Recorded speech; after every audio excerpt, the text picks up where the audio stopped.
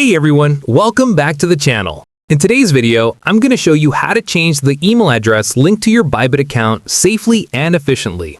Linking an email to your account is important because it not only boosts security, but also gives you access to features like withdrawals, system notifications, and API management.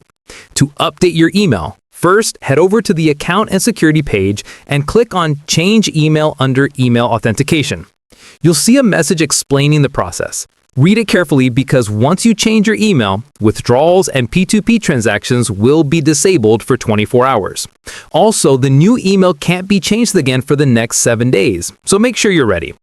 After reviewing the message, click Change the Mailbox to proceed. Next, enter your new email address and request the verification codes. Bybit will send the 6-digit code to both your old and new email addresses, as well as your linked phone number if you have one. Enter all the codes in the correct order and submit them.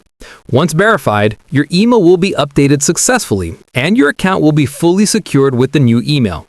And that's it.